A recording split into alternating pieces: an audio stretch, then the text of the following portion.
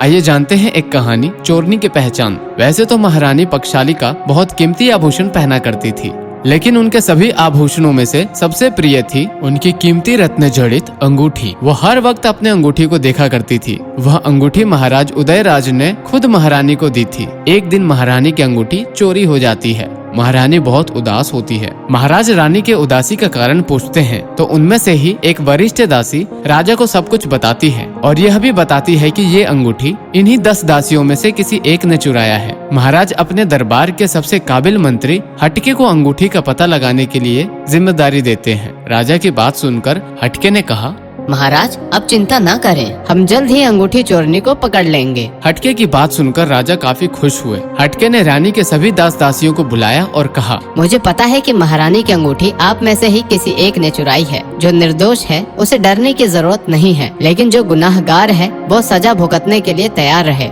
आप सभी ये 1-1 किलो रेत की पोटली ले जाओ और कल लाके दे देना। जिसकी पोटली कम होगी वही चोरनी होगी। यह सुनकर सभी दासी अपने पोटली लेकर घर चल देती हैं। सुबह हुआ तो जिसने चोरी की थी वह पोटली को अपने घर पर तोलती है।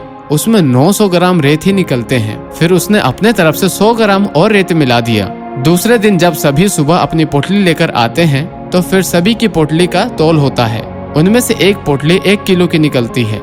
हटके उसी को पकड़कर कहता है, महाराज यही चोरनी है। महाराज उदयराज ने हटके से पूछा, आपने यह कैसे पता लगाया? तो हटके ने कहा, महाराज मैंने सारी पोटली में 900 ग्राम रेत ही भरा था, पर चोर को डर था इसलिए उसने अपने घर पर तौल किया, तो वह चोरी से बचने के लिए खुद से 100 ग्राम रेत अपने तरफ से मिला लिया, और जिसने चोरी नहीं की थी उसने पोटली को तोला ही नहीं। महाराज ने हटके की इस बुद्धिमानी पर बहुत सारा इनाम दिया और दासी चोरनी को दंड देकर महल से भी निकाल दिया। ऐसे ही और कहानियों के लिए आप हमारे चैनल को जरूर सब्सक्राइब करें।